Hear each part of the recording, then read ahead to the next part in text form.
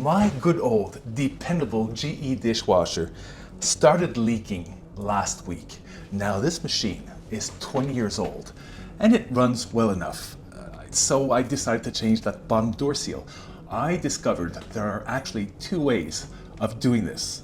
The first is looking up the part number by looking up the model number. You'll usually find that along the inner side of the machine. This model has been discontinued, so officially the parts aren't available from the original manufacturer, General Electric or possibly even Camco back years ago here in Montreal. So yeah, I did consider buying a new machine altogether. My thinking is that when parts start to fail, like that bottom seal, then maybe the whole machine is on the verge of quitting altogether. It is 20 years old. This month, April 2024. Happy birthday, Mr. Dishwasher. But new machines are kind of expensive. Maybe they're not as dependable as the old ones from 20 and more years ago. Parts are still available in some places. And then I have to shop for a new one, have it delivered, install it, get rid of this one by recycling it, or I don't know exactly how. I'd have to look that up too. So this one's in place. It's fairly dependable. It'll last another couple of years until maybe the next part fails and it's just too expensive. So I did find that part from, officially it's not available, but you always find some other reseller. And it's $71 Canadian plus taxes, and it took about 4 days to have it delivered. But here are the two ways to install it. While you're looking up that part, you'll probably also find a how-to video on how to change the bottom door seal. They'll tell you to shut off the power, either by throwing the switch in your breaker box or removing the fuse if those are still around. Open the door and remove the bottom 3 screws on both sides while holding the outer door panel in place.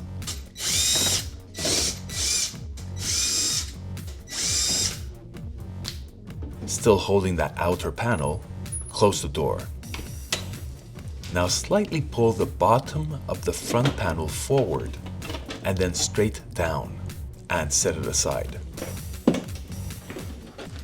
These 2 screws here, you need to remove them.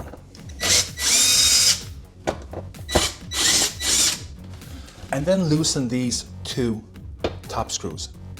Actually, that's where they go. That's the moment I realized I'd made a mistake. It's not those screws I'm pointing out, it's those 2 holes that are just an inch towards the center of the panel.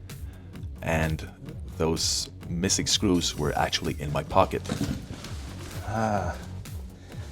Okay, well that solves a mystery. I swapped out the bottom door seal about a couple of days ago, and I had 2 extra screws, which I put in my pocket, and I said, you know, someday I'll have to go back into this and find out where those screws are, where they belong, because they might be important. Okay, let's say that these screws were in place, and they just have to be loosened. Oh, happy that I found where that goes. And then you open the door again and you pry the inner panel about an inch or so. You know, just loosen it up. Perfect. Now they suggest using needle nose pliers, you pull out the seal.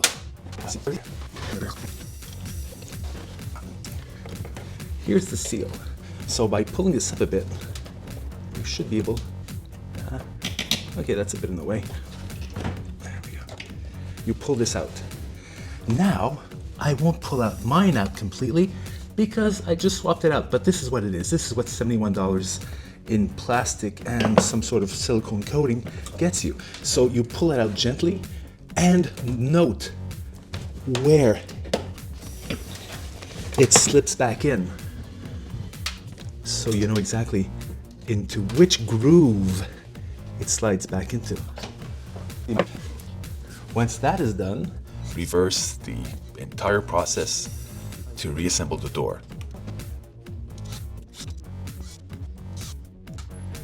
so let's call that method 1. Method 2, and the one I used, was just using your gut instinct, not looking at the video, and just doing this, as I did. Open the door. Then remove all the screws from the inner panel, making sure not to hold the outer door panel in place. Having removed all the screws and then prying the front panel away, the control panel will simply fall off. You might even damage the ribbon cable. Use a screw to secure the control panel back in place. Now remove most of the screws from the interior panel. Remove the inner door brackets. Lots of screws here. Most are number 2 Robertsons, but there are 2 small Phillip head screws on the perimeter of the panel. Dishwasher out, right? I will do. Now remove even more screws. Forget where 2 of them go. Remove that one screw you used holding the control panel. Disconnect the ribbon cable. Yeah, okay, that's fine. Good. Remove the screws which secure the detergent distributor and rinse cap. For the actual soap.